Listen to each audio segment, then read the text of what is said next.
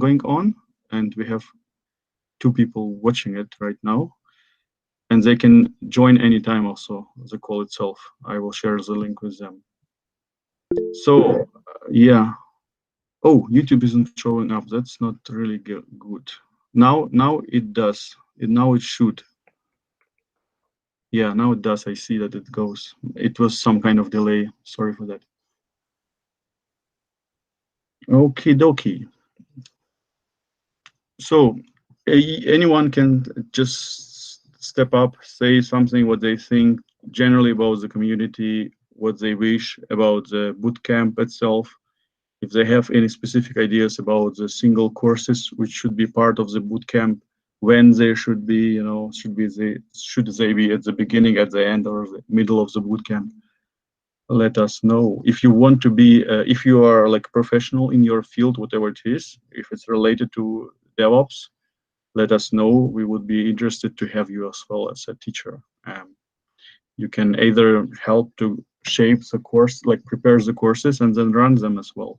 So the idea here, bootcamp, it's a very intensive stuff, and we will have some price tag for this, but it should be absolutely, the main purpose here is not to charge people money, but to provide the best service possible and transfer as much sensible information as possible. So really the aim of such a good bootcamp, prepare a junior member to be a professional and to find a job afterwards. And it's not only about the tech stuff, technology, but it's also how to behave in interviews, how like rightly answer the questions. We did have today, not today, sorry, this week on Thursday, amazing 2 job coaches from United States, both of them from different parts of it. And they just shared a lot of very useful information. The recording is available on our YouTube channel. It was 2 days ago. If you want, you can catch up. It's 1.5 hour of pure information, like all the details, and many questions from members got answered as well. So yeah, we have access to many companies out there. We are partners with many of them. We can have additional goodies for this bootcamp attendees. If you are like attending a Terraform, for example, course within the bootcamp, we might negotiate and have like some kind of substantial discount for certification or some kind of additional goodies. Just the idea behind it also to make such a offering, like joint offering of the whole thing, that once you pay whatever it will be, like it would be like $1,000 for the bootcamp, for the whole bootcamp, or something like this, maybe a little bit more, a little bit less, but you will get like 200% value out of it. Not just knowledge and guidance, but also all this additional. That's the idea. That's the idea. Like everything starts with ideas, and not every idea survives. So we don't know if it will ever take a shape, but if there will be a strong interest and especially help to do this kind of stuff and to design and to put it into life, then that can come true. The idea is also that our members will have substantial discount on this kind of courses. The main target is external people, not the community members itself, but absolutely, if any community member want to participate there, it will be at first discounted for them, and now how much discount and so on and so forth. It's all to be designed by us, by the members. Yeah, that's enough talking for me. For now, if you have any ideas whatsoever or any questions, let me please know. Or us, we can like have a discussion. I don't want to have it one directional.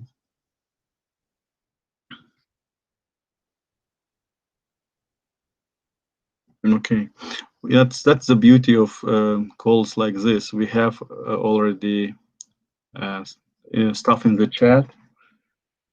Let me open the chat in the stream as well.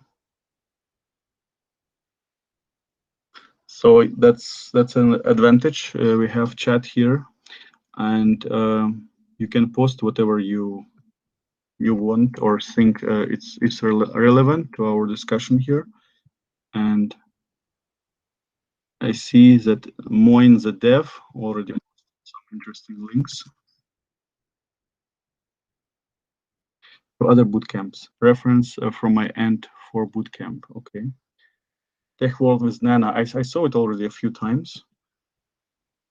And another YouTube videos there. I have to check it out. Okay. Okay. Designing AWS and GitLab courses, CI, if anyone's interested as well. CI is definitely part of DevOps as well. So Python programming. Moin the dev, that's amazing input. Thank you very much. We need stuff like this. We need people who would come forward and would like to participate proactively to design this whole thing. It should be absolutely beneficial. So you design and run these courses, and you will get a slice of the payment which we will receive as a community or as an organization, for the whole thing from the participants. And we yet to decide decide on all the details behind it, but we can decide it jointly. So if you think that something makes sense, we will do it like this. Okay. So speaking of the building blocks of a bootcamp, feel free to elaborate what you think should be there, what should be at the beginning, what should be already closer to the end. We are speaking of DevOps engineer profession. What do you think would be required absolutely for this job? I can start, and you please just continue, go on, or you can write into the chat. I think Git in general is super important, and not just Git purely, like the Git protocol or commands, but also Git application in specific cases. And I would start with GitHub. Like just what it is, everyone, even not developers, non-developers, like DevOps people should absolutely know what GitHub is, what it's capable of. The platform itself, it's based on Git, but it's also a little bit more than that. GitLab is another one, and Bitbucket. So when we speak about Git, it's Git, pure Git, absolutely, we should know it. But then also this three very popular platforms as well. GitHub is proprietary. GitLab is open source. You can run your own instance locally as well. And Bitbucket is also proprietary solution by Atlassian. But they are the most popular ones out there, so we have to be familiar with them, just as a specific application of Git protocol. What else? Let me know. Clouds, public clouds, I would call them. And it was a question from the last discussion.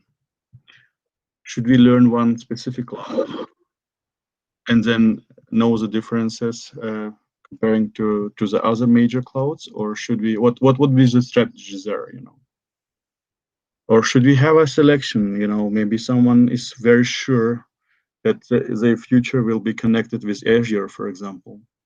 Then why would we teach them like deep dive into AWS, for example, and then only like briefly what is the difference between AWS in services like and also Azure? Maybe they have to deep dive into Azure rather, and have and learn the differences between Azure and AWS and stuff like this. Like Google Cloud is also coming strong nowadays, so maybe someone would be absolutely interested in Google Cloud primarily. So why then for them to learn deeper AWS, or should they know a little bit of everything? So what's your opinion on that? So let me know as well. This is open questions we want to address as well. I think it will be useful to just focus on one cloud as well as one of the just GitHub, rather than going to Bitbucket and stuff. So I think most important, I feel, will be the concepts rather and use like GitHub and say AWS for detailing the concepts, and then probably the students can just take it up with other clouds. Because if we are doing multiple clouds, then I think that is going to make the course longer, as well Mhm. as less focused. Like say someone may be interested only in AWS. If they are using it at work and they think that is what they are interested in, they may just ignore the other two clouds. Say. So I think most important, from my perspective, I feel most important thing is to teach the concepts, and then yeah, then if they want, they Mhm. can pick up other clouds, or instead of GitHub, if it is Bitbucket, for example, then they can easily pick up. Mhm. Okay, so you mean like, for example, what kind of course would we have within the bootcamp, like related to public clouds? Is it like cloud computing course, or is it like public clouds, whatever, like would be the name, and then we just generally, or no, you said actually at the beginning that we should deep dive into one specific, like, but then to choose which one. No, you don't have to say that it is a DevOps on a particular cloud platform. It is the course can just focus on the concepts, but of course you to explain the concepts and to kind of get a bit of hands-on. Then, for example, you have to, for a cloud, say you have to choose a cloud and do Hmm. it. So it can be one of the most popular clouds. Just pick Yeah. up one of them. But I think the conceptually you're learning the concepts there in this course, and then if they want if they want to apply that in other clouds, then it will be easy. Hmm. So And the time yeah. can be best used made use of for in just explaining in one cloud how it is done. So Hmm. there will be focus on there. It doesn't have to, uh, the course does itself doesn't have to say that it is DevOps on AWS or DevOps on Azure. It is more like a DevOps course. Hmm. Okay. Yeah, makes sense. So, like, just to keep in mind, one trend of the recent years as well is a multi-cloud strategy with many companies out there, and this is what we can also consider if you learn more like how it works with different clouds. Like, for example, let's target um, AWS and Azure and GCP or Google Cloud. They have barely, like, most of the services are barely the same, like, or they actually catch up with each other, once someone releases a new service, and you can see just within 1 year many catching up, like releasing similar services as well, if there is a market behind it. Some services are unique, so it can be one of the strongholds of DevOps people like ours, of our aspirants who will finish the courses or the bootcamp, that they will be already like thinking in a multi-cloud kind of way and can distribute the load, or build solution. I don't know. It's actually not the task of DevOps people to build solution, right? It's more like a cloud architect, I guess, or solution architect, or whatever you call it. Someone who actually designs a solution, like distributes it across different platforms and so on. So yeah, but just think to consider, it would be. So you're suggesting to have to take like AWS, for example, and apply the whole learning on top of AWS, and then what are we going to do with other clouds? Like to just mention them that they have a similar stuff and it's called differently. The interface is also slightly different. Is it what you're exactly suggesting? Yeah, so we can deep dive into one, so that which means the concepts are explained in one of the clouds. And if we think like having additional clouds will be useful, maybe touch on the other clouds briefly, so that some major differences, or it will make it easy for the students to start off on those clouds, Hmm. and then you then use the already learned concepts and apply in the new environment, the new cloud. Okay. Leslie is asking in the chat, what cloud providers has the lowest cost to learn on? What do you guys think?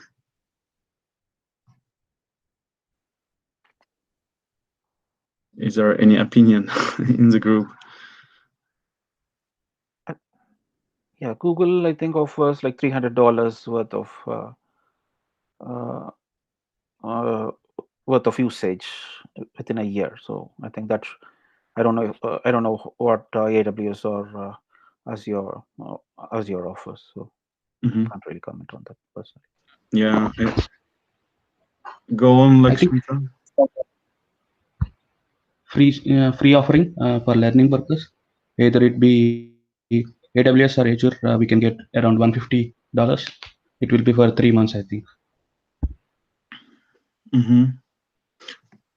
Okay, so if we speak just purely of these free tiers, which almost every cloud provider provides, some of them are limited, some of them like even go like eternally, then I would say comparing all the free tiers and free offering, my personal opinion is that Oracle Cloud beats everyone's butt because you can have 2 compute instances, tiny ones, but still, if you want, you can create a little load balancer and you can distribute the load between these units. You have a free database, managed database included, and many other cool stuff. So if the Oracle Cloud was not on your radar, make sure to check it out. Like the free tier is just, I think it beats everyone. But then with Google, there is a free tier where you don't even need a credit card. So for Oracle and many other providers, you need to put down a credit card. So it will not be charged if you don't cross the limits. It will not be charged, but still, it's a kind of prevention way to prevent spammers or whatever of just making use or abusing this free tiers. That's why they ask for credit card. I know not everyone has a credit card or can have access to one, but for those who have, it's kind of, yeah, we just have to put down the credit card and that's you are free to go. With Google, they have a free tier. They have like 2-tier system, I guess, something like this. And the first tier, you don't have access to many services which Google provides, but many of them are like completely free forever, and they don't even require a credit card. If I'm not wrong, it's like, for example, App Engine is there. So it's a kind of a platform as a service. It's a PaaS. It's not infrastructure as a service, like with Oracle in this case. But without storing your credit card, you can go and deploy some applications on this. It's a kind of compute instance, but not really. It's just a platform. It's a higher level. So you have to write code in a very specific way. You cannot just deploy any code to it. There are only specific programming languages which are supported and so on and so forth. But if we just go beyond this free tiers, there is a great platform called Quick Labs, which has a lot of labs which you can like do yourself and run your instances, spin up instances, and do interesting stuff exactly with the platform, with Google Cloud and AWS platforms. And there is a way to get free credit for this. Sometimes you have just to ask, or they have campaigns. We used to run a lot of campaigns in our community like this, where you would get 1 month of free access to Quick Labs. And they have a lot of labs related to Google Cloud, and a little bit of labs also related to AWS. So I would say this is probably the best way to learn a Google Cloud or also AWS in a very direct way. So it's not a simulation. It's nothing is faked. It's a real environment. You have real tasks to solve. Every time you solve a lab, not lab, but quest, I guess they call it. It's just several, like 5-6 labs at once. You get a badge. You can unlock a badge which you can showcase and so on. So who is already like at least for 1 year in this community knows Quick Labs. We used to run a lot of campaigns on top of it and learn a lot of stuff. So maybe we will do it also in the future from time to time. I see.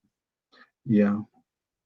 Leslie's writing, I love Quick Labs. It has great hands-on for GCP and lots to learn. Exactly, but that's not obvious, but they also have plenty of courses for AWS. So if you are into AWS, you can still use Quick Labs. .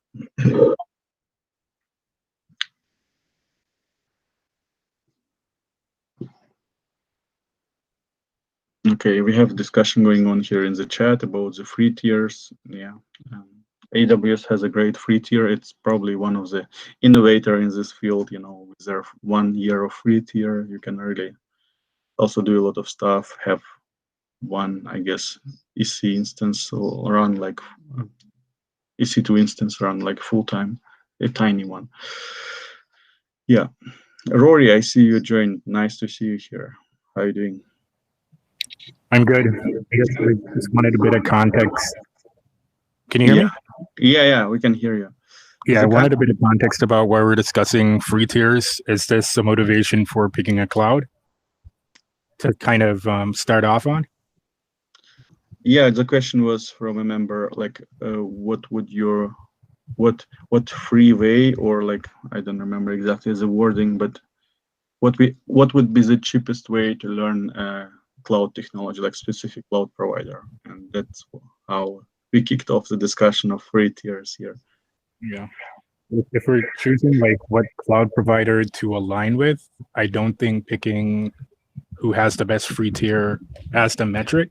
I'd pick what does the market demand? How does market demand look? Who's getting paid the most in a DevOps engineer position? What certifications or what technologies are aligned with getting you that raise or getting you the most money? Because that's going to influence for me whether or not I go to one cloud provider or the next or want to hone my skills there.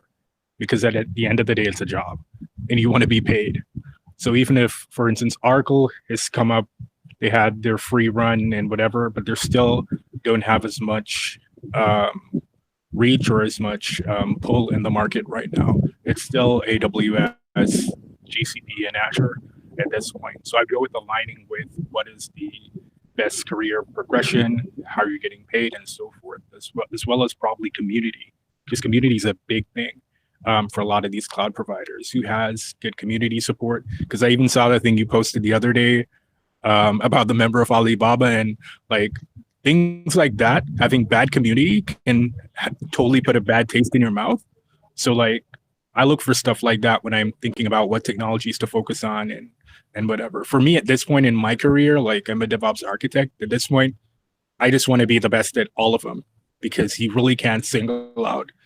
Well, like the company I work for, we work across all clouds. So for me, I have to know all. But if I'm ever going to tell anyone what to go with first, I'm almost 100% always going to lead with AWS, because it's the biggest by far, and there are a lot of jobs open for AWS solutions architects and so forth. So I think we need to align with what is the thing that's going to get that person to that next level versus free tiers, because that's kind of looking at it like the other way around, because that's not going to necessarily motivate me to want to spend X amount of dollars to try and get that ROI.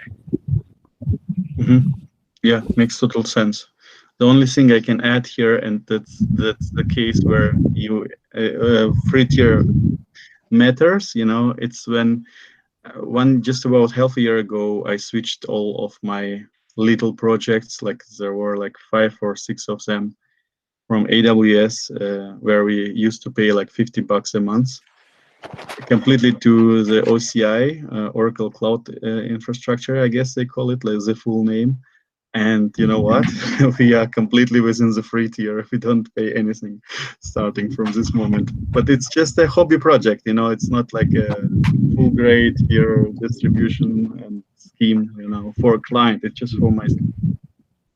But yeah, I try to run all my personal stuff on most of the free tiers as well. But like, and then it's even influenced by the technology, because if you go with, say, going with something like Lambda or Alibaba Function Compute or GCP's Cloud Functions, like if you go functions, you basically have like free stuff, because you're almost 100% not going to hit that monthly free tier limit of whatever million invocations a month if you're running something that's not mission critical. So again, it's technology based, and we can look at it a number of different ways, or even hosting a website using, say, from a cloud, a bucket, and then having like a CDN, something of the ilk of like Jamstack. It's going to be a lot less compared to running anything that has any significant compute instance underneath. Mm-hmm. Yeah. So a number of ways to look at it, and that's basically what I'm saying. But if I'm going to buy a bootcamp, I'm not going to say, okay, who has the best free tier? Like, that's not going to be my decision. What? That's even not related to bootcamp whatsoever. It was Yeah. just a single question from a member. Okay, cool. Yeah. So in relation to bootcamp, we did have discussion before, like already in this call, what should be our strategies there, because there are many ways as well. You know, the one task is definite, that we have to educate our students who will be joining a bootcamp like this. What are the cloud providers and what are their capabilities, and they just have to be familiar with them and maybe run some specific projects and just get their hands dirty. And what will be the right strategy here? Should we teach them the leader on the market, AWS, and then just mention somewhere the differences to other cloud providers, maybe what are their cons and pros and stuff like this, comparing the clouds? Or should we like teach a little bit of everything, like aiming for the main three clouds, like Google Cloud, AWS, and Azure? What would be the right strategy? Do you have any opinion on that? Yeah, I think go with whatever one you have the highest competencies on and like it's aligned with what people want. And then as you're going through this, mention differences throughout. Because at the end of the day, there's networking, compute, and storage. And across the different providers at this point, there's a lot of similarities and some very nuanced differences that you have to look at. But that's kind of my perspective on how to look at it, as well as develop your persona. Who are you targeting? Are we targeting people who are new to tech, or people who have already experience in tech and then want to switch to, say, DevOps? They've already been sysadministrators or DBAs and then want to switch to DevOps. Then they already have a significant amount of real life experience working with these technologies, and now want to get into maybe the CI/CD elements or developer velocity or other kind of things related to DevOps. So that's the first thing. Like, who are you targeting? Like, what level of experience they have? What are their expectations? And from there, we can then meet those expectations and exceed them. And then ensure that the bootcamp has some success. Because if we don't have this alignment up front, or know exactly who we're targeting, or have a very big space of who our target is, then we're going to run into problems with people being dissatisfied or not getting what they think they should have. Or in the case of some people who are newer to tech, they might say, okay, it was too fast for me. I didn't understand. You didn't walk me through enough. Versus someone who's like intermediate to advanced level would say, yeah, it was right on point. Exactly what I wanted. I'm glad you didn't put in a lot of fluff and whatever. And I got the value I needed. So I think that's one of the first things. And then we can align on what cloud or what provider and what technologies as well. And the DevOps space, of course, I know right now we're speaking about cloud, but it's not just cloud for DevOps. Like anyone who's dealing with cloud, whether a developer, solution architect, would look at cloud. But DevOps, then the tooling, Terraform, Jenkins, Circle CI, all these different things. So then you have to pick these technologies and say, okay, what's my stack going to look like? What are we working towards? Maybe some capstone or final project where they can then say, okay, I can show this to an employer that I've developed this. This was the use case or the problem we were having, and this is what we ended up with. Because employers eat that stuff up if you have something practical to show them as well. So that can be a part of the bootcamp as well, having something that's tangible for them to then say, okay, I did this. This is the code, this is the problem, and this is the result, and all of that. Yeah, that makes total sense. Just speaking of the building blocks of such a bootcamp, would you name just some pieces which can be split into separate courses, which will be still like part of the DevOps job, DevOps bootcamp? Or let's just brainstorm a little bit. What would be the building blocks? Yeah, we just discussed public cloud. It would be just one block, right? Yeah. I mean, and within that cloud, there's a lot to learn, especially if you're going to AWS, over 200, 300 services. Like you have to go with the basics first if they're new to cloud. Like being new to cloud is different than getting into DevOps. I see those two things as totally different things, because you can have cloud and then just be someone who's using the UI, not doing any IAC or whatever, and you're totally knowledgeable about cloud, but then you just don't know how to automate it and how to have checks in place and DevSecOps and different things like that. So those are like two big things for me.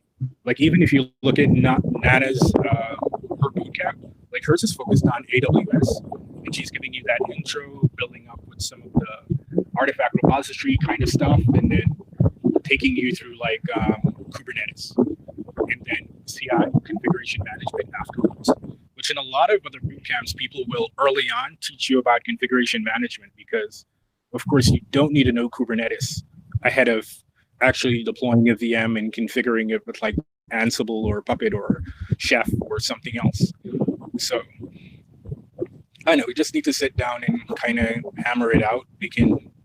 We have a lot of bootcamps on the market you can use for reference, and we can pick the best parts from each one and come up with ours. Mm-hmm. Yeah, but there's a lot of tooling.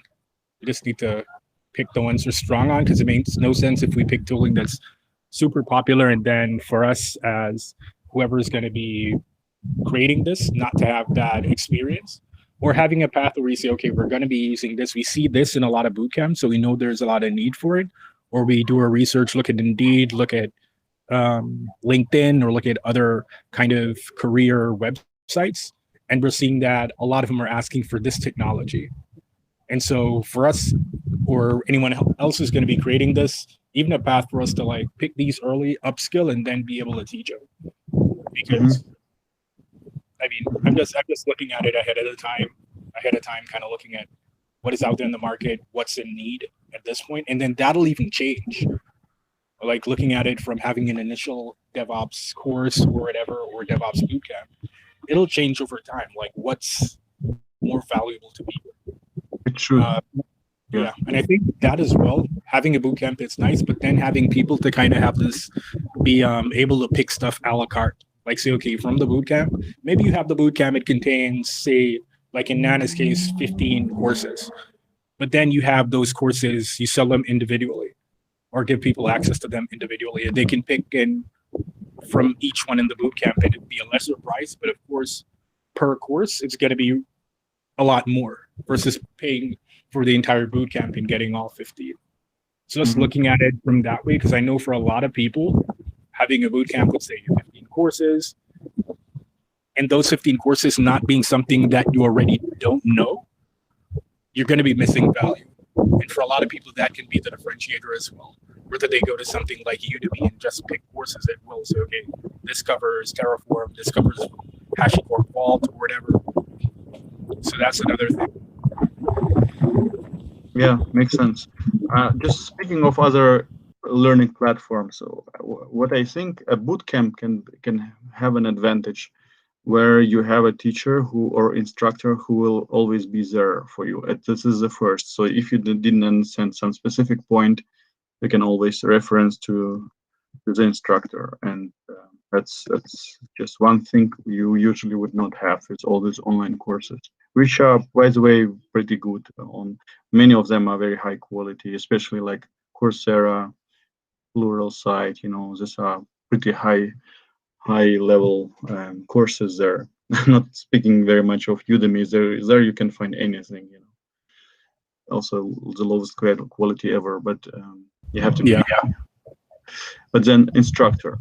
Another thing what is really can be realized in such a kind of environment is networking. So it's not only the instructor who will answer your question, it's the whole class, all the people in the same courses who are like learning exactly what you learn right now. And I used to teach at universities and some different places. I always know in a class there are a couple of people who are way advanced, other than like in specific domains, like not like in general, but in specific stuff. They have some experience already for some reason. They did have just personal experience somewhere, and they are very, very eager to share it with the rest of the class and support their classmates and stuff like this. So these things are also not possible with kind of courses, because it's very much isolated. It's you and it's the material which you have to learn. This is what we want to enable, allow this networking between, or like kind of mesh relation between students. Yeah, I think that's a good point as well, because that goes on from just the theoretical to then speaking to someone who has experience as well. And then that kind of goes on as well to having like an alumni network and then having like mentors for future versions of the course or the boot camp. Absolutely. On the job having problems can reach out to these people if they're having any issues as well. And then that can be an additional revenue stream or even a part of the community as well. Absolutely. So you mean people like advanced students who are like helping out everyone, other people will keep them in mind, or maybe we can have like a kind of spotlight opportunities there to put forward these people as like whatever, it could be, as you said, mentors, be called mentors, or maybe something else. Yeah, that makes total sense again. Okay, and another thing, group work. Group work is also what can be somehow targeted there, even if you work on a project, because obviously in a boot camp, it's not just your homework. You have to have as close as possible realistic tasks, which you will have at work as well after you finish the boot camp. How to do this? We have to think about it really carefully and simulate this kind of stuff, or maybe just straight provide them the real problems from the industry, and see how they will be solving it. Not necessarily with an open end that we have solutions there and the student have to figure out what's the solution, but we know already as instructors. But maybe something completely new stuff, and just see how a student tries to solve it, And we don't know the answer ourselves. We can just estimate what would be the answer. Yeah. Okay. That's something I can think of ideas like whether we do pro bono work for nonprofits, where that could be a student project, or they could help out with something that a nonprofit needs in the way of DevOps engineering or in that ilk. Or if we then kind of interface with other companies and say, okay, we have a group of bootcamp graduates and we want to have a final project with them and work with them to possibly even send work to them as the final bootcamp capstone or whatever. Or even off of that, kind of piggyback off that, now we're graduating folks who are skilled in DevOps. Their competencies are high because they've gone through this rigorous bootcamp process. And now, even on the front end of that, we could then have an agency where we're actually taking work and these people are working for the agency or matriculating from the bootcamp into a role as well. So there are a lot of opportunities that can spark off around this bootcamp. Kind of just want to start with one and then kind of work our way up as you progress. But yeah, I definitely see a lot of value out of this for the community and for members as well. Absolutely. That's once you just begin to do something and you see the main thing here is to have people together, and we have people in our community. Now we have to figure out what to do with this. Something amazing can be done once we join our forces. And it's not just the stories, it's these are real things. I'm approaching the companies and some stakeholders. I can see the excitement. We did have all kind of ideas as well. There were, as you said, non-profits who would like to solve their problems, but there are also for-profits who would like to, they also all desperately need people, either as consultants or as employees. And we just have to figure out what would be the optimal way to connect these stakeholders and prepare our students or our members in the best way. Maybe by taking some kind of real work for as a trial, and then if a person fits into this whole thing, if it delivers amazing solution in a course of DevOps bootcamp, then why not to take over this person and just continue working with him or her, right? Yeah. Great. Okay, so Rory and everyone else, if you still have any ideas as to the building blocks, what can be, or like Rory, I know you're an advanced guy in this thing, you know, you're already working as a DevOps engineer, is it correct? Yeah, at the moment, I'm now a DevOps architect. For the last few months, I've actually been working in that capacity really for like the last year or two, and finally got the bump up, which is what you would normally see in most orgs. You work and you're working at a high level, and then after some time, they say, okay, we really can't refuse giving you this role anymore. So then you get bumped up a lot of the times. So I've been doing architect work pretty much for the last year plus, to be honest. But I've gotten the bump up to architect. Yeah.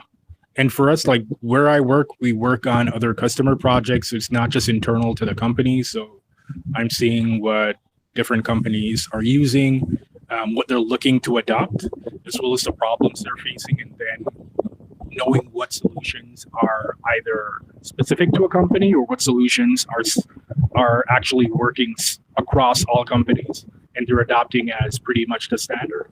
So we get a pretty nice view of the entire market from that perspective. Okay, sounds great. So in which capacity are you working? Is it like an employee or a relation to his employer, or is it like more on a contract work? No, I'm an architect for the company, and we work on different client projects. We're like a managed service and managed DevOps company. So we get referrals from our partners like Google, AWS, and Azure, and other companies. And then that work comes to us. We liaise with them and the clients. And then we come to an agreement. What does the contract look like? And then we deliver the work for them on behalf of the cloud provider. Mm-hmm. Okay, it sounds like a consulting company, which you work as a usual employee, right? Yeah. Okay. Did you hear anything about like DevOps people working on contract? Is this like a usual thing, or is it more like an exception from the rule? I mean, where I work, we don't have a lot of people working like on contract that with like per project. But I have been approached by quite a few people on LinkedIn about contract opportunities, whether working on a project for 3 months or 6 on this specific thing that they want to implement or use case. But as for where I work now, we don't really work on contract with anyone else. We just work on from project. When project finishes in the next week or two, you're put on another project. Maybe a whole different set of technologies. And you could be on multiple projects in 4 months. One morning you could be up doing Python and working on Jenkins or something else or Nomad. And then in the evening, you're working on Ansible and other host of technologies on Kubernetes or GCP. So it can be from technology stack to cloud. You're working on simultaneously. So for us, it's one of the things for DevOps engineers from our perspective and what we hire for is someone that is eager to learn and that is really flexible and willing to pick things up really fast. So for us, if there's a technology that we don't have maybe a high confidence in, we're expected to go, if we have the time, and go and learn it, whether it's Nomad or some other technology that we don't see as much. We'll go off and learn it and we'll be ready by the time it's time to go on that project, or even on the job, just keep just learning and just be really flexible and eager to just bump your skills up.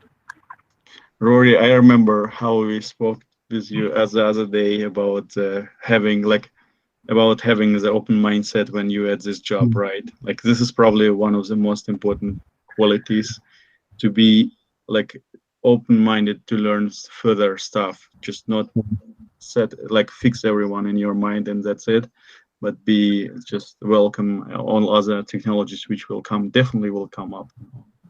Yeah. And so far, we've been talking on the technology side, but there's the whole quote unquote philosophy side of DevOps, where we're using processes, people, and tooling, and there's the whole empathy thing. where you're trying to manage dev and ops and trying to break down silos and having everyone kind of intermingled in decisions, so to speak. And then one of the things I talked about on that call as well is being aware that sometimes customers or clients, they don't know what they don't know, and that's something that can hurt them, because they might say, okay, I'm used to this technology, like on-prem, I'm used to having a firewall that I send all my traffic through, and then you go to GCP and they're like, I still want to deploy firewalls. For some purposes, for compliance, you have to. A Palo Alto or some other firewall, you're going to still want to do it. But the cloud paradigm and the paradigm you normally use on-prem are, for the most case, they're a lot different. And so even putting things in place, and like recently I've had to speak with a customer and we pretty much were convincing them they're going from a small Terraform footprint to a very large one that we're building out for them on Azure. And each step of the process, we have to kind of, it's kind of like pulling teeth. We have to convince them why you should go with TerraGrunt, why you need to test IAC, why you need to do policy as code to test that you have certain policies and checks in your CI/CD pipeline. And all these things to them look like a lot of complexity. And to be honest, it is. If you look at it like if you look at DevOps now and you say, I'll never be able to do that, there's too much tooling, there's too much this. Just approach things in iterations and just learn the parts you need, and then from there grow.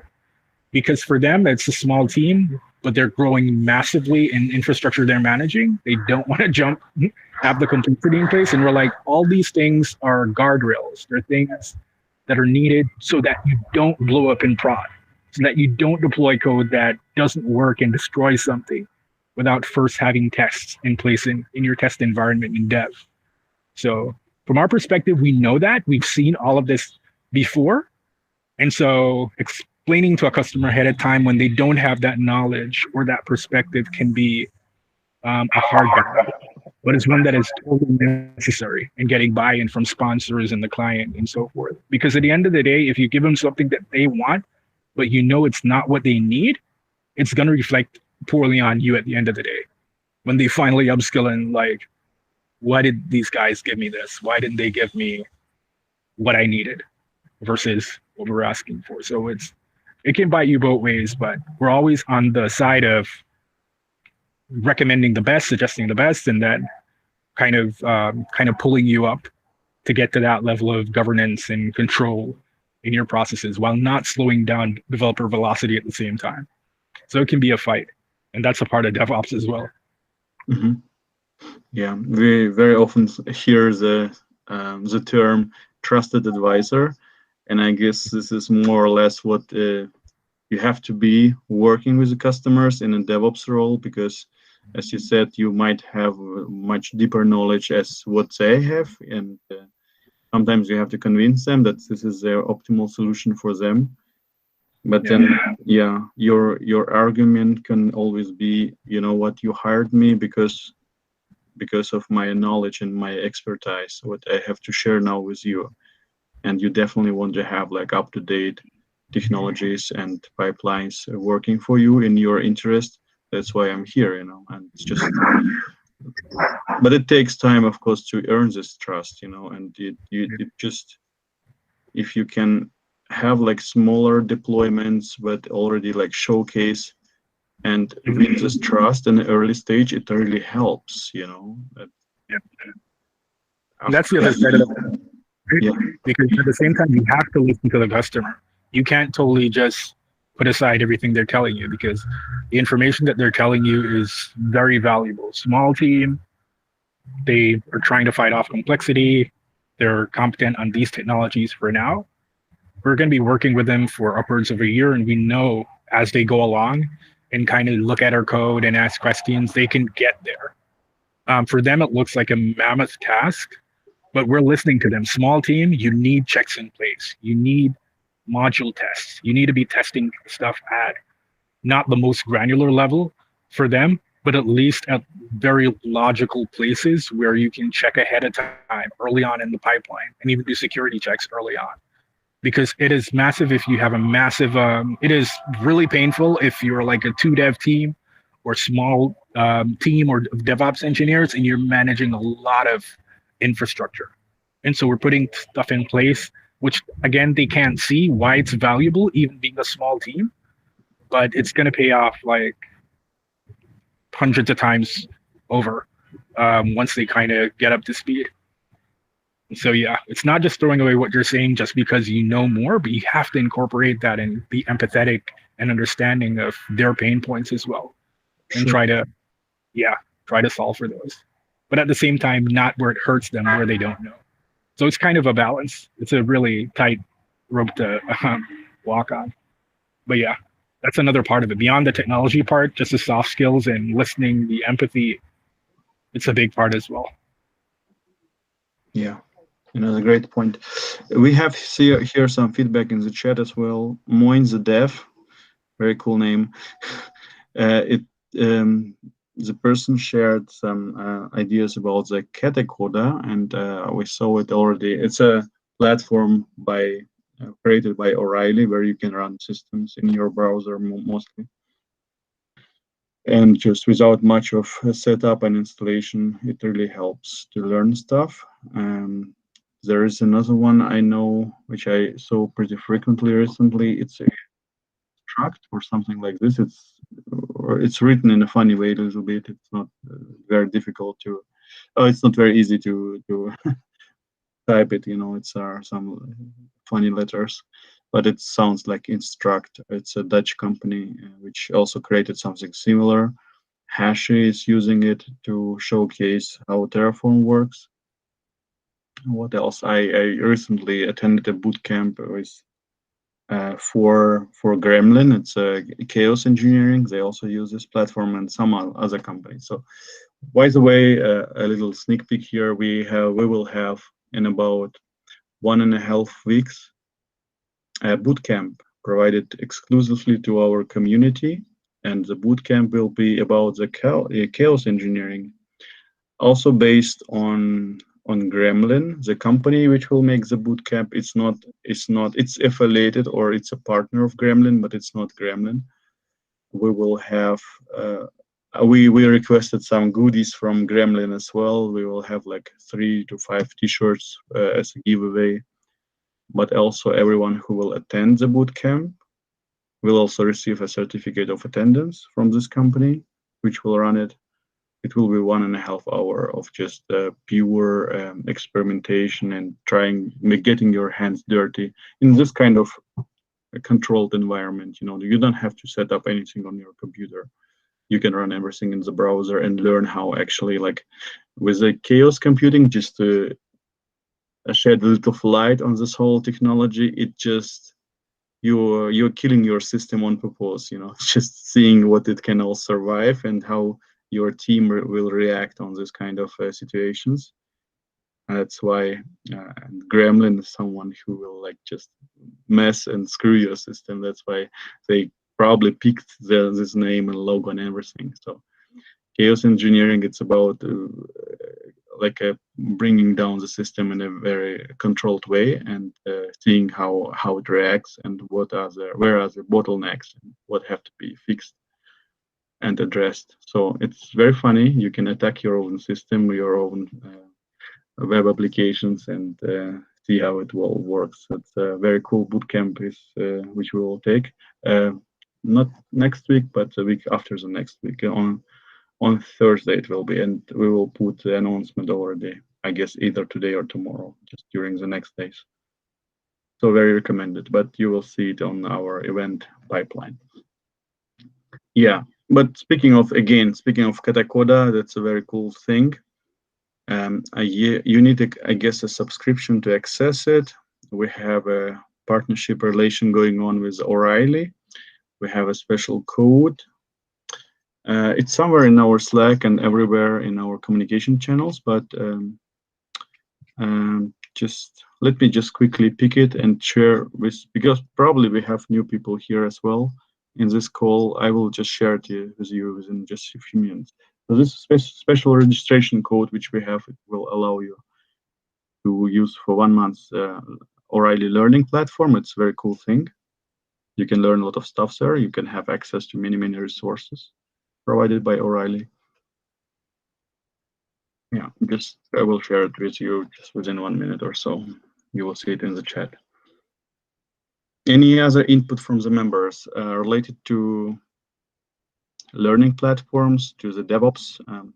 Probably it just, the point by our member was that we could use a learning platform like a Katacoda or Instruct or something similar. And generally, yes, but that's a question,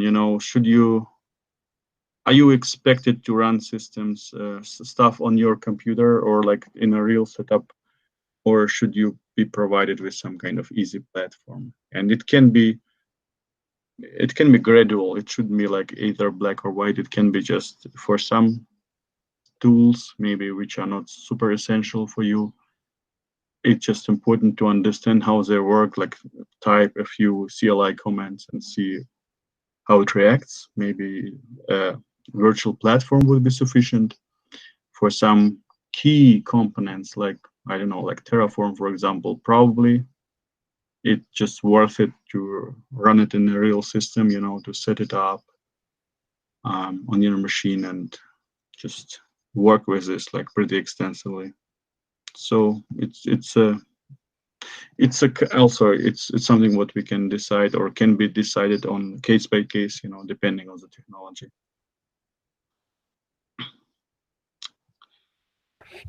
I'm going to say there's quite a few ways to piggyback off some of the existing free tiered stuff. Because I know even with Quick Labs, there's some free Quick Labs that you can do, even for GCP. But you don't have to actually follow the lab. If you want to test something out, you could access one of the free ones for like an hour. You have an hour worth of a real GCP infrastructure up. You can deploy VMs, do whatever you want. Just stay within their kind of legal limit. And you're totally fine for an hour. And runs out, you have it for an hour, it gets torn down. If you need another one, go and do it again. And even Cloud Shell on GCP, it has like Minikube built in and has a lot of other features built in as well. So you can start a small Kubernetes cluster, even within Cloud Shell and test stuff out for Kubernetes. So there are a lot of ways to get around. Even some of the more traditional looking things like Quick Labs, because you do have the infrastructure in. I mean, you can do whatever you want with it for an hour. So those are some things that are probably not as apparent when you have like a task to complete within an hour and you're thinking, okay, I need to just read what they're giving me and follow the task. No, for some of the free ones, if you just want to try out some technologies, try out Kubernetes, try out some of their other technologies, just spin it up and try them out. Mm-hmm. There's nothing stopping you. Yeah. Sure. Yeah. And it just you cannot probably like call yourself a DevOps engineer, like professional DevOps engineer, if you only deployed stuff in a kind of controlled virtual environment, and because it's all prepared for you. You probably will not run into like massive problems while installing it and figuring out something like it's wrong. I have to fix it, or what could be wrong, Yeah, that makes total sense. So, but for beginners, sometimes it's really beneficial to have this kind of learning platforms. And we have another member posted here, Lakshmi. It's a codecloud.com, written with the key, or both words. Yeah, I haven't tried this one, to be honest, but yeah, I have to give it a try as well. Yeah, it's a good one. I use their Kubernetes work as well, and it's like a breath of fresh air to follow their kind of Kubernetes exercises. So it's a really good platform as well. Mm-hmm. So I definitely give them a recommendation, and I'm on their regular plan as well. Mm-hmm. Okay, Yeah, I saw it way too often, and I have to give it a try as well. At least register there and see how it works. And by the way, for everyone else who were waiting for the O'Reilly code, I just posted it into the chat. It's a unique code provided exclusively to our community. which you can use to register, create an account there, and you will receive 1 month of free usage of their cloud platform, learning platform, which is usually not free. And it will be not prolonged in a paid plan, like automatically. Don't worry about it. And yeah, if you have like another account, you can create another one if it's a valid account. So you will have another month there as well. Yeah, a lot of resources there as well. They have also events running or trainings for AWS or for some other amazing technologies, which are pretty much like related to DevOps as well. So yeah, make the best use out of this 3 months. And we will have like a continuous relation to them because we are partners, and we will have like some other goodies and stuff provided to the community, and we will keep ourselves up to date what's going on there. A lot of cool books and everything will be also. It's just something where we can tap into and learn a little bit further. Okay, so here another link or resource provided by Moins Dev. It's an interesting website. It's a kind of guide for DevOps, not only, but in this case, it's a DevOps link. It's a roadmap.sh/DevOps. And it just kind of in a visual way to displays what would be the roadmap to learn the DevOps path. And let me just share it with you here in a screen sharing. Let me just pick the right tab to share. Oh, that's here. Okay, cool.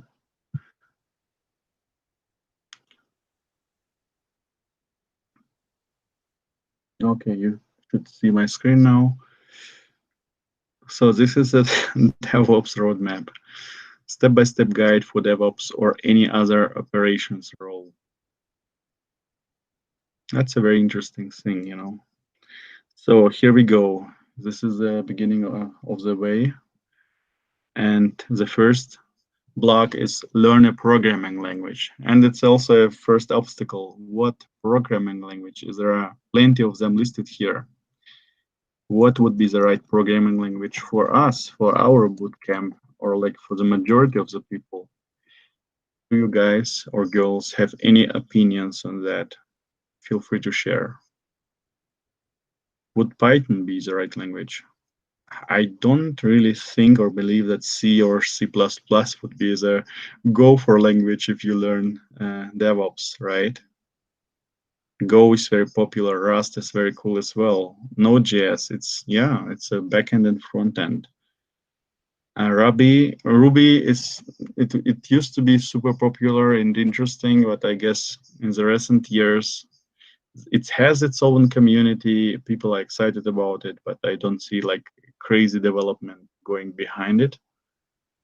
So my guess here, probably we should pick a Python because it's something what can be used a lot in automation, but also in machine learning and further kind of applications beyond it.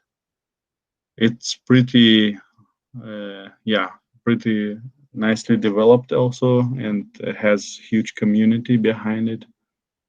What do you think? Is there any opinions or any other preferences why we should go with this or that language? Or yeah, I think Python is probably number one for what you can do and just access to getting it installed. Python, I think, is like the de facto standard with Golang, with a very close second now for DevOps. Like, I would not avoid Golang. Learn Python, but learn Golang as well, because Golang is used in so much of the tooling that we're using, like in Kubernetes and Terraform. And now even for, I think, Vagrant, their HashiCorp is moving from Ruby-based to Go-based binaries and their whole core infrastructure for Vagrant. So Go, definitely. I'm totally 100% for Go, and also Python for sure. Mhm. Ruby, and Puppet, and I think there was one more like deployment tool that I knew of that used Ruby, but I think that's kind of dying out a bit. But Python is a mainstay, and then Go is the other thing that you need to know for DevOps. you're going to come across it Mhm. in one way or the other. Yeah. I also see the development with Go. It's just going crazy, and it's a very fast language, I would say. Like a lot of code written in Go is super fast. That's why probably it's a language of choice for many binaries, which have to be executed on this or that platform.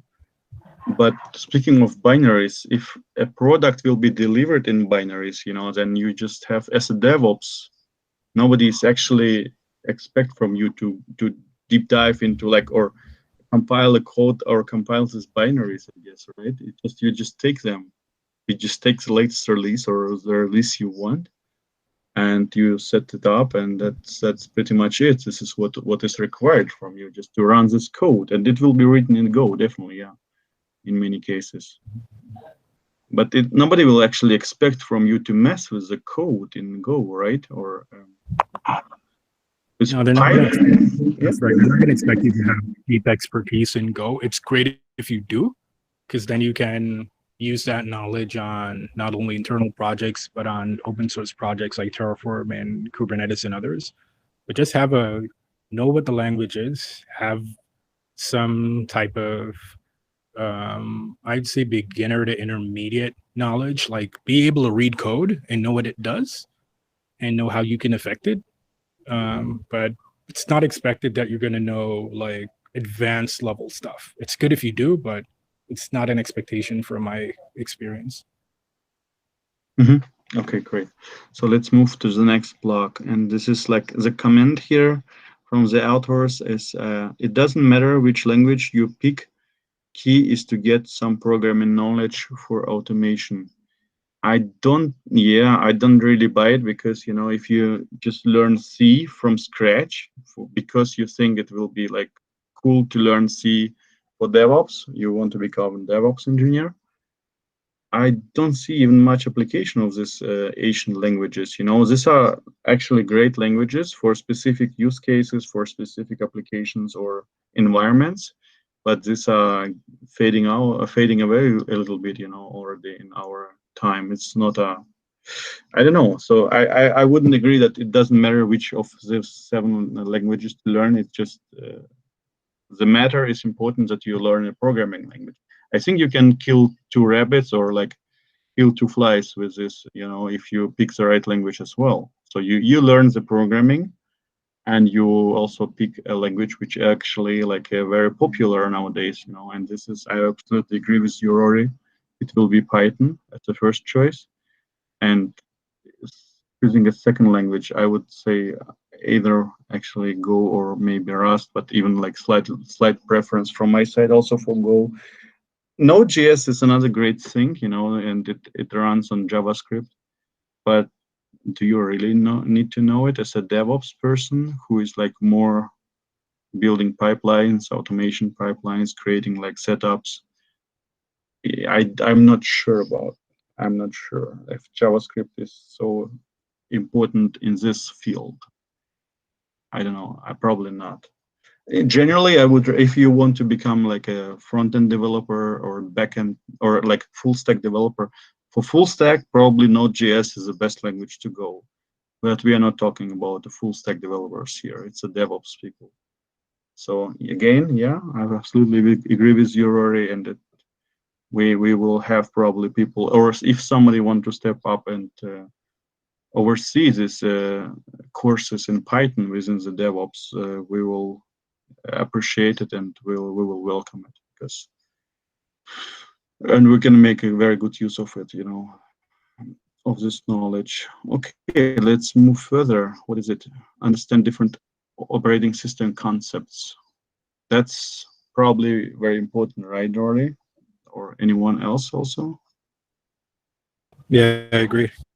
Yeah. So, but not general operating system concepts, because what does it help if I understand really well how Windows works, or what? I don't think that Windows is ever used in these systems, or do you have different experience?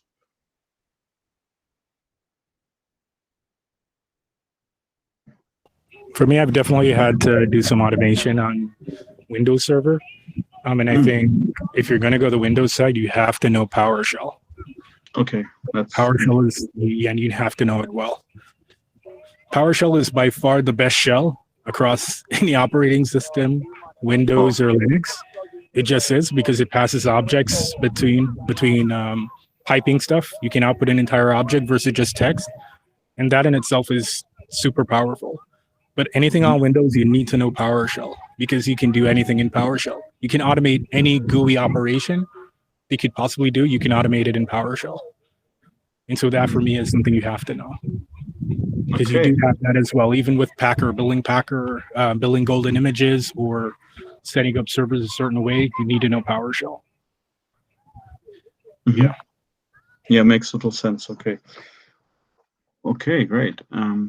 So yeah, like this different operating system concepts, I guess, these are also important to know. It's only beneficiary everything what's listed here. Virtualization, like there are like virtual machine containers and stuff like this, startup management, and yeah, like everything here, I would also include in kind of basics of operating systems or something like this. And then we next move to the next block, learn about managing servers. Yeah, okay. Yeah, and they're talking now here about the Linux distribution and specifically about Ubuntu. Yeah, I think it's a very, very up-to-date, generally like operating system, which is very frequently used on the server side, but also as a desktop. So you can use it for both. Actually, that makes total sense to pick Ubuntu as a go-to operating system to try stuff out and so on. Okay. Networking, security, and protocols, obviously also very important topic here. So a lot of theoretical knowledge, basically. Web servers, again. Yeah, pretty big choice here. I don't know, like IIS, Nginx, Apache, Tomcat, Caddy. Not very sure if you need to know all of them, or maybe you have to concentrate on like the most popular ones, like Apache and Nginx. IIS, I don't know how popular is it now. I haven't looked into it. I guess it should be still popular. I guess on the corporate world, like they pretty much use a lot of Windows stuff and Microsoft solutions there. Reverse proxy, forward proxy, and all this load balancing part also of a cloud stuff and firewalls as well. But yeah, these are also very important concepts. Learn infrastructure as code. That's interesting. Yeah. Okay. They don't have any specific recommendation, I guess, here, but all in this community knows. The tool of choice is Terraform here. There are plenty of other tools as well, but I guess, here, infrastructure provisioning, Terraform is the first one. CloudFormation, it's CloudFormation, it's AWS service, right? So I guess you can only use it with AWS, if I'm not completely mistaken. If you have other information, please let us know. Pulumi is a newbie on the market relatively to Terraform. We did have one workshop with them as well. So yeah, if someone is interested in this alternative, why not? Okay, a lot of cool stuff here. Configuration management, Ansible, Salt. Ansible is a tool of choice. So with these tools, I guess it really just makes sense what is picked here as in the lila color, to take it as a main tool to learn. Like containers, I would also concentrate on Docker, but despite there are many other container technologies. And configuration management, I also guess probably we should go with the most popular one, with Ansible, and just maybe have a brief overview at the end. What are the other tools and what are the difference to Ansible? Here, container orchestration, Kubernetes, and all the other stuff, just as addition, Terraform, and so on. Okay, cool. So here, and here we don't have a We don't have with CI/CD tools. We don't have like a particular winner here. We have a few recommended technologies: GitLab CI, Jenkins, GitHub Actions, Circle CI. Travis is also there, but there are plenty of tools here. TeamCity by JetBrains. Yeah, the market is pretty much like fragmented here. It's difficult to pick a winner here. I guess I would go with Jenkins probably as the most popular one, but I'm not 100% sure. Okay, that's a pretty nice overview. We can really use it as a roadmap, at least like a roadmap of all the tools, more or less, and then pick. I guess we will just pick from every category here, just one, the most popular technology, and we will go with them, but also cover other tools as a kind of additional overview. What is the difference, and maybe, I don't know, if you want to provide like courses specifically to all this second tier kind of tools. I'm not sure about it. We have pretty limited resources, at least for now. Okay. Other tools, yeah. So thank you very much. It's just I guess I saw it somewhere before, but that's a really nice overview and map here to have for our purpose of this DevOps bootcamp. So everyone, any other ideas, or what do you want to share with us here in this call? I'm reading the comments, but you feel free to speak up anytime. Lars is writing, Karen, I don't think DevOps is a gigantic role in the future. Already DevOps is a skill in the team.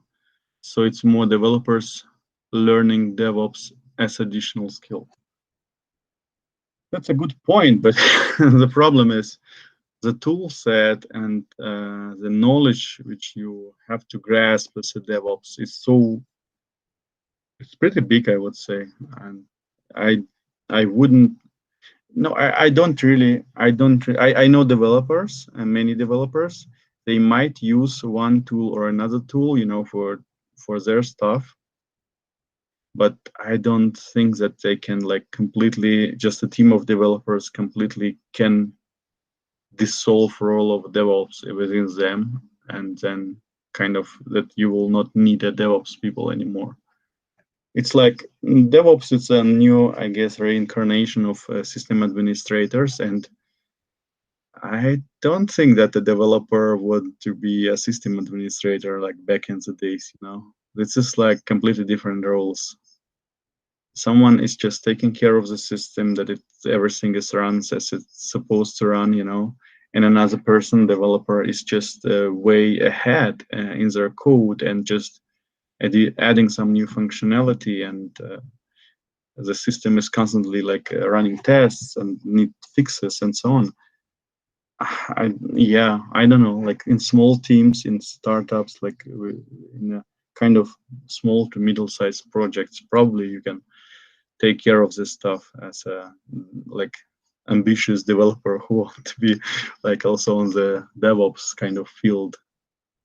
But you saw this roadmap, how many tools are there, and these are not just buzzwords. They have different scripting languages used there, different specifics. Such a huge field.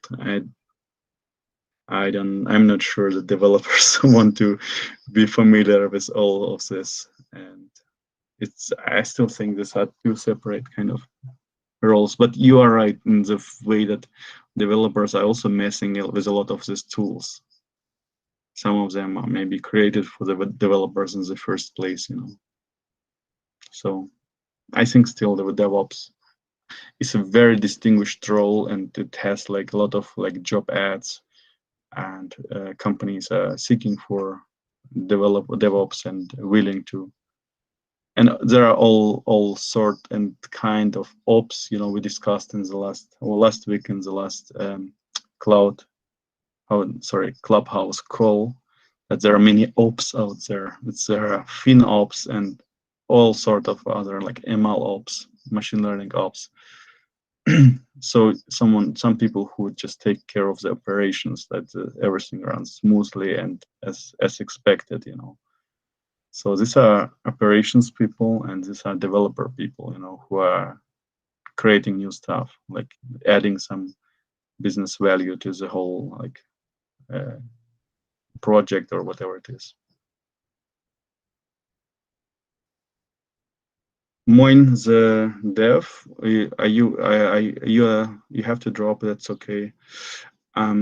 Just, you know, if you're part of our community already, that's great. I don't know your real name, but that's fine. We can have all sort of usernames. So you can either catch up with us on Slack. We have a Slack channel, and then great. Haya is the name, I guess, right? Great.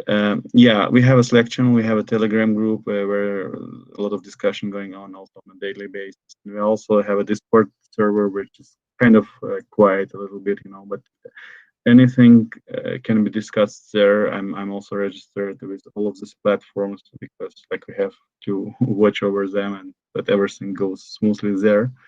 Get in touch with me or with any other members, you know, you want to discuss stuff. I'm Karen there as well. So yeah, would be great to. You provided a lot of input here, and that's amazing. Thank you very much for that. Yeah. Yeah, let me just. Kaya is asking to share our chat platforms where we are active. I will just post it right now into the chat here. Let me see. I will just copy paste it from. Okay, Meetup doesn't work again. They have another bad gateway today. That's horrible. Something should be done with this platform. Okay, let me see. Slack, Discord, or Telegram. I'm sharing right now the. I would say, you know, you can pick any of them wherever you are registered. That's okay. We will hear you everywhere, but to sort it in a kind of by popularity, I would say Telegram is probably the most where we have the most discussions going on. We have about 1,000 people registered there. We have way more people registered at Slack, and the discussions there are also almost on a daily basis. You know, we have different channels by interest. And Discord is pretty quiet. We have about like slightly more than 300 people registered there.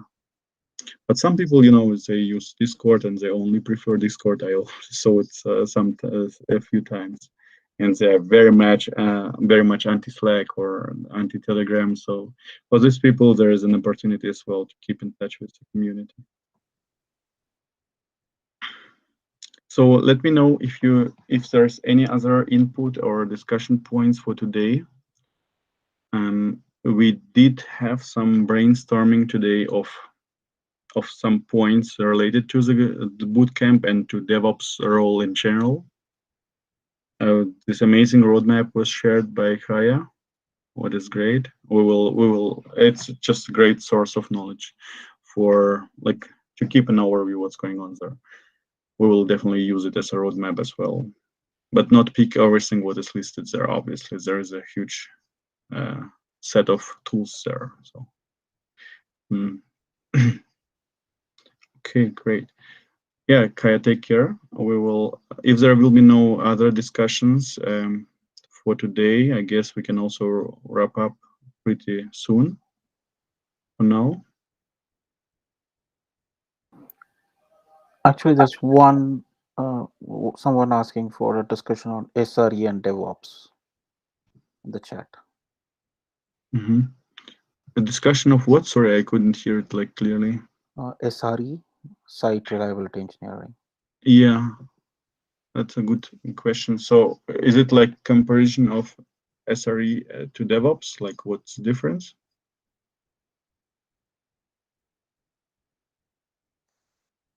Oh yeah, I see the question now. Yeah.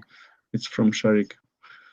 Can we also have a discussion on SRE and DevOps?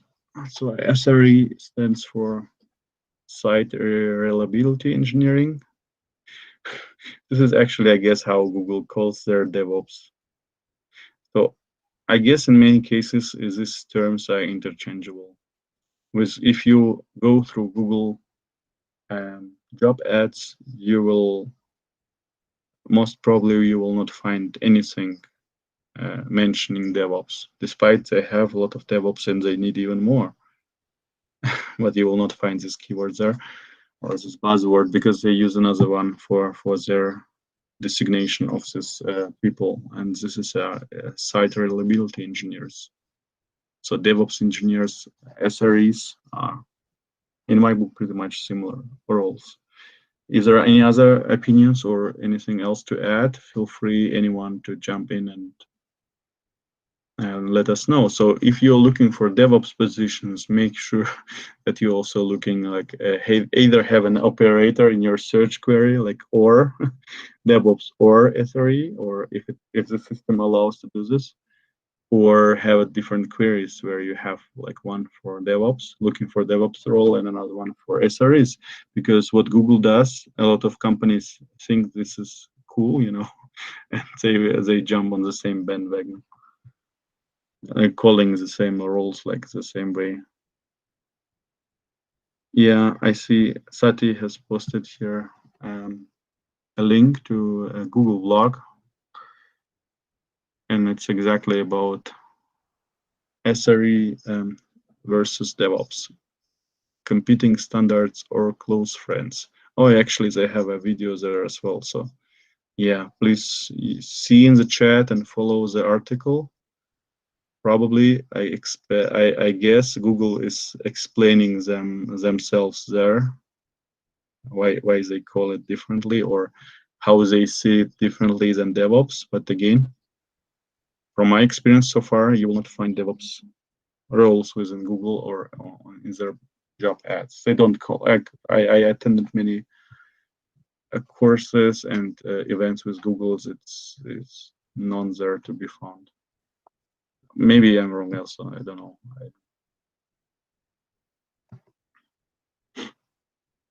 Yeah. So continue with this article if you want to know more. That's great.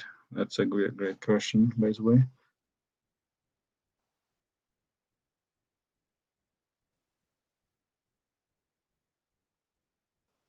Yeah. Okay. I'm just reading the comments here in the chat. Lars is writing there something like answering to Ray. Yes, many companies have an infrastructure team building DevOps platforms, but most I see try to have developers rotating into the team and very few dedicated people on that team. I think the future simplifies and reduces the DevOps role, but all devs need to build the DevOps skill. That's a valid point again. I saw that many developers are getting their hands dirty with all this tooling, but I also see a lot of the number of DevOps is growing because the scope of all these tasks is obviously growing as well. And if you want just someone who to manage infrastructure, should you go like for a full-blown developer there? I don't think so. You will go with someone like a DevOps people, because it's a smaller scope to learn. Like these are like, if you would imagine two circles, at some point they might, like, there will be some fields they will be interlapping, but still developer is a developer, and there are gradations of developers, and again the role of developer will be evolving again with the rise of all these low code, no code tools. I don't know like how many developers are actually enjoying to write code. I think the main purpose here is to get their task done, like to create a solution at the end, and not like just the task to just purely write code. So if it will be optimized in a way that you will use some other tools to, without like much coding, to create a solution, why not? Why not? If it works and if it's very intuitive, easy to learn, should could have a chance as well. Is DevOps more of a methodology than a role? Leslie is asking. If anyone wants to answer, feel free to unmute yourself or write in the chat.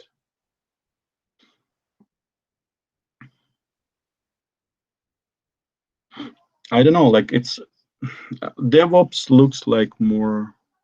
It's a kind of similar to developer in a way that it's a, I guess it's a role, right? I don't know how is it the methodology. Maybe there is some methodology behind this role as well, but DevOps is a role, I guess, right? Yeah, DevOps engineer, and you have to know some specific technologies behind, like, and we saw the roadmap as well today. This is the tools, more or less. We can like agree on this or have discussion whether you need to know all the tools. Most probably not. And it was a question this week from one of our members to the coaches who used to work as hiring managers for Apple and Amazon. And the question was like, there are so many technologies out there. What you guys at these companies are expecting from me?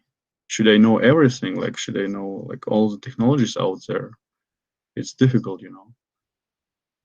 And the answer was like, on every job ad, you will see an exact list of technologies which are expected from you. And with smart companies, they would not like demand from you knowing of a specific technology, like infrastructure as a code.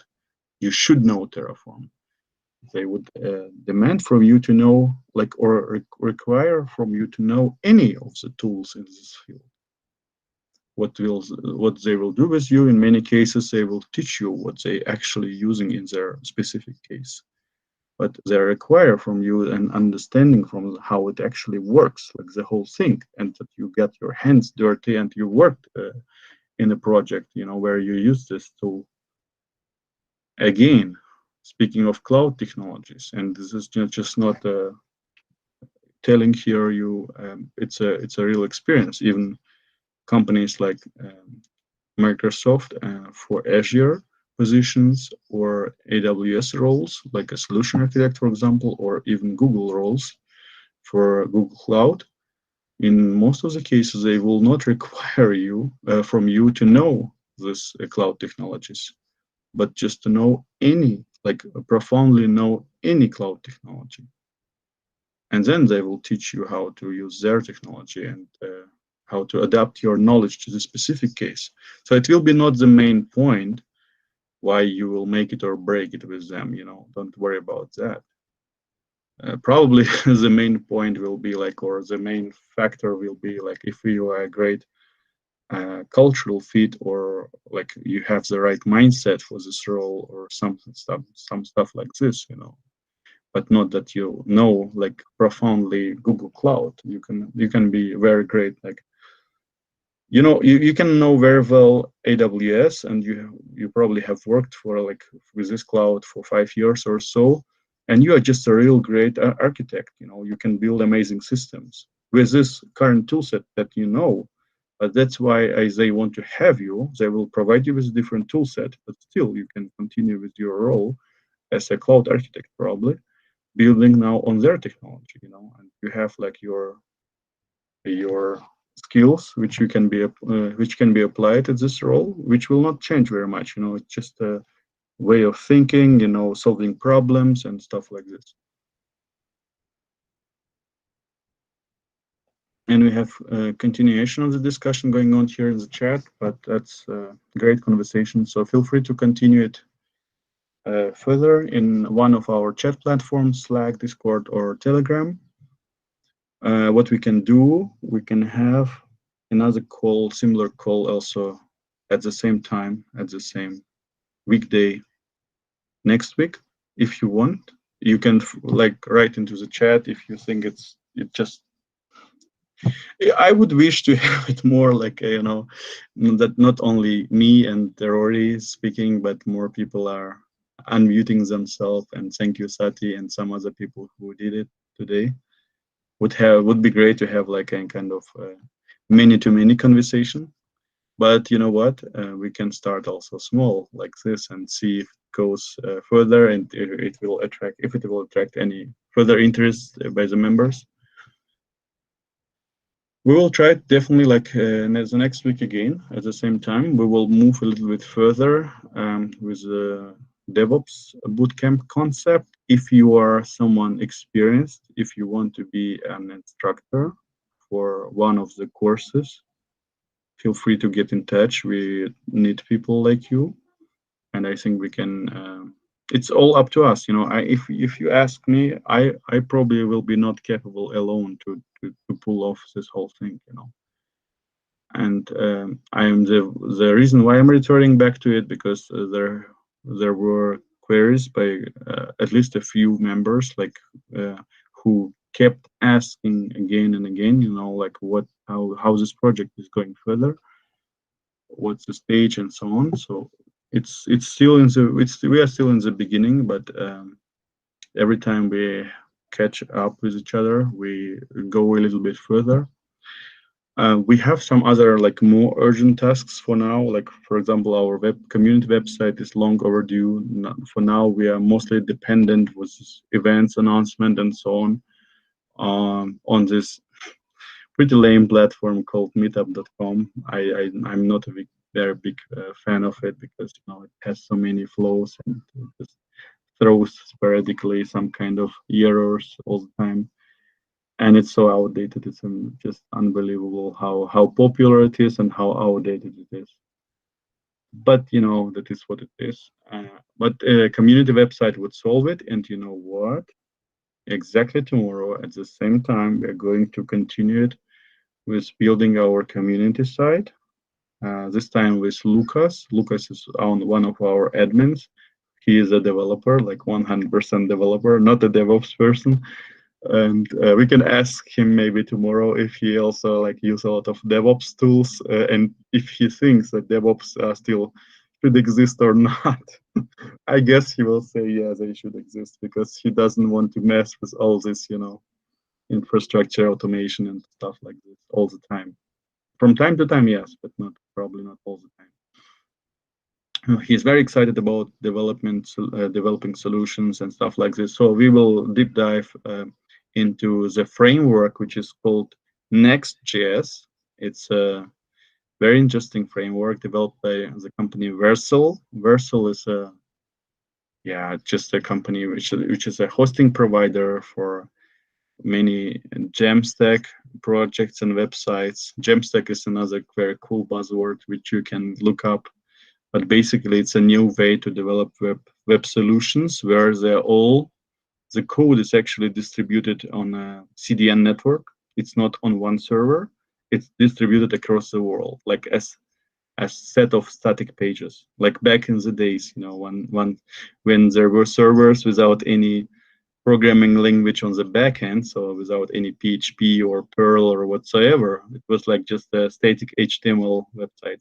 Back in the days, it's the same now with Jamstack, the same static websites, but also enhanced by JavaScript on a front end.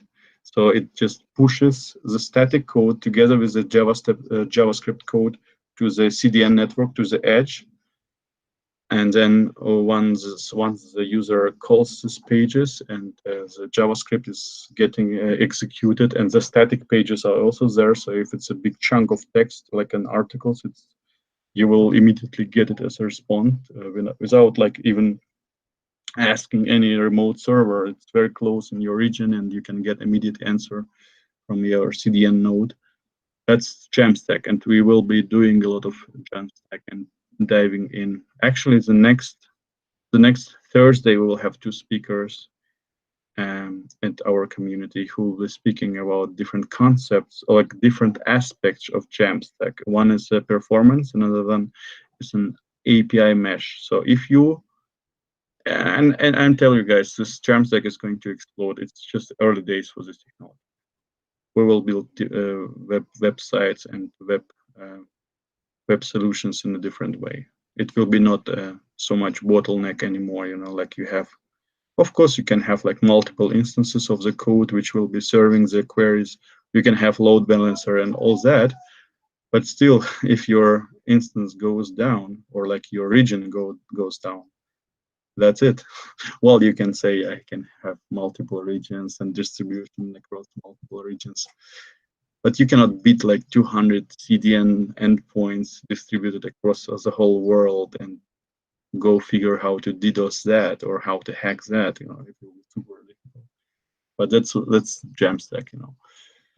I'm pretty excited about it. Lucas is also pretty excited about it, and I know we have some other members who also like and know how it works more or less, and eager to learn further this technology. We will have a session tomorrow, about 2 hours of live coding. It's on our event pipeline. If you go to meetup.com Cloud Study Network, that's the name of our community, you will immediately see that the event is set for tomorrow. So if you are into this, it can be a little bit boring if you're not a developer or not very excited about DevStack, Jamstack, sorry. You can kind of fall asleep, but bring coffee with you in this case. Or if you want to have a good sleep, that's also like very nicely invested 2 hours of time, So yeah, probably see you tomorrow at this session. Otherwise, we will have another session like this in 1 week. I will set it up soon. And if you have any ideas whatsoever, either wait until then or share with us in between, or step forward and let's do this thing together. It's not me doing all the thing, or like mastermind behind it. It's us. If we want to get somewhere, we have to do it jointly. So feel free to speak up if you want to say anything at the end, and or you have any like plans or requests how we should do it next time.